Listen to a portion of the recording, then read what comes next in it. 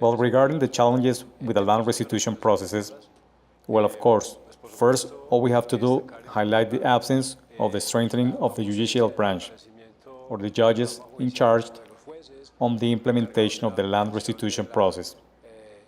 That is because it is not possible that the law established a gradual approach in its implementation and consistent with the additional offices for judges and magistrates should be created. And today, 5 years later, we are essentially the same judges that began with the land restitution process. But not only that, also today we are solving a huge amount of tutelage actions generated by the same state. That is to say, instead of being busy specifically working on the restitution processes, well, today we have to largely take care of those tutelage actions. In unfortunate case, in Apartado, where the judge was dealing with 1,017 tutelages, 15 a day. That means that the land restitution process there has not moved. And the victims, of course, are filing lawsuits founded on the lack of impulse with the processes. Another issue has to do with the state articulation. That absence of coordination has affected the process, both in the procedure from the beginning until the ruling of the sentence, but most of all, after the sentencing, because the orders dictated are not met within the terms issued by the judges. And the recipients of those orders are the state, call it central, local, or provincial. So articulation is needed among them, because it seems like although it is a state policy, it is hardly clear at the central level, but not the provincial entities, and even less in the local entities. And now, with the change of government, for example, last year, in hearings we did in June, 6 months later, the answer was that they were just doing the connection and that they were just taking over and that they had nothing planned for the land restitution process.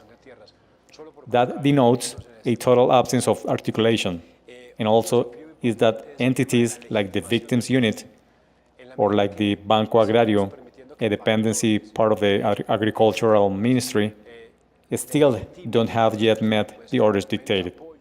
The victims unit, in charge of the victims, does not have a differentiated special route for the beneficiaries of the land restitution sentences. Just to show you some examples on this subject. Another important challenge is the issue with the legitimacy of the process. As long as we continue allowing that external factors to delegitimize the process, of course, less support and less welcome is going to have. I was saying that the issue with the arrears, which is not necessarily the judge's responsibility, as I warned, how the sentences are abandoned, or there is not a budgetary appropriation required so the judges can meet with the adequate and expedited work. That implies for the arrears, due to the congestion with the tutelages, or because enough judges have not been created, or because we don't have enough infrastructure to have timely responses.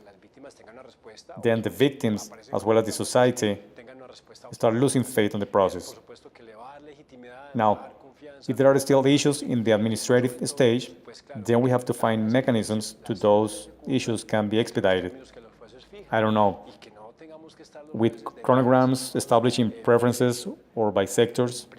Anyway, design a way so it can flow faster, and those who are supposed to reach their jurisdictional scenario promptly do so, and those who are not, then to receive and obtain the answer needed.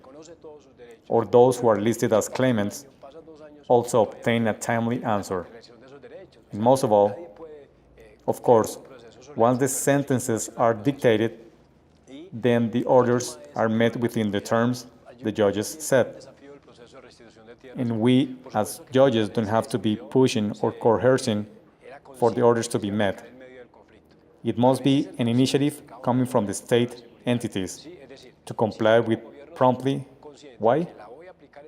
Because let's think, how much trust can a victim continue to have when that victim already has a restitution sentence which recognizes all their rights, and then a year, 2 years go by, and their rights aren't consolidated yet? Nobody can trust a process like that. That hurts the legitimacy of it. Another issue is the one about safety, and there I find a big challenge in the land restitution process. Of course, when the law was issued, there was an awareness that it was going to be implemented in the middle of the conflict, but that awareness implied a greater challenge for the safety.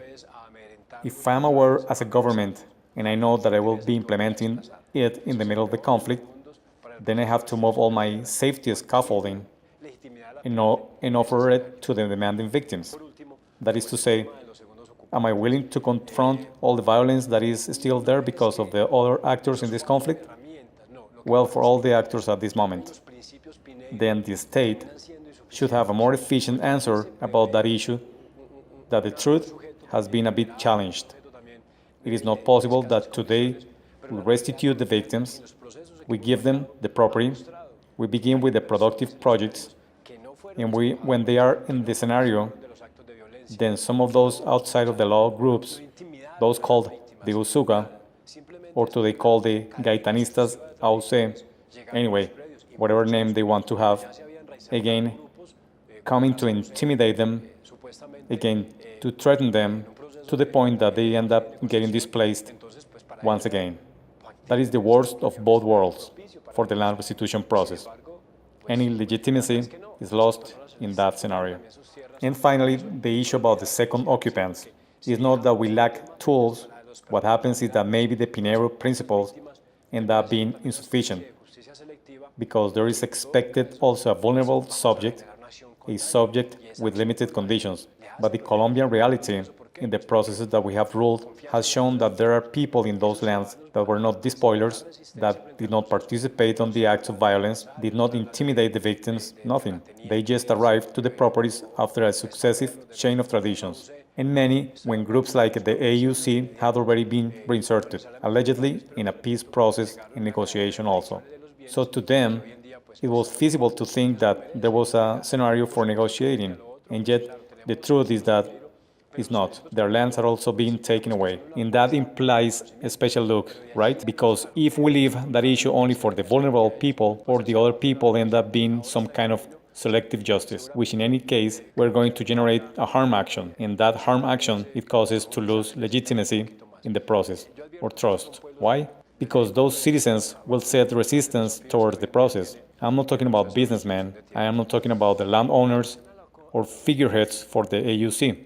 No, I am talking about some mid-sized peasants, and not necessarily vulnerable. But I repeat, they arrived after a chain of traditions of those lands, and today they are occupying it. That deserves a look.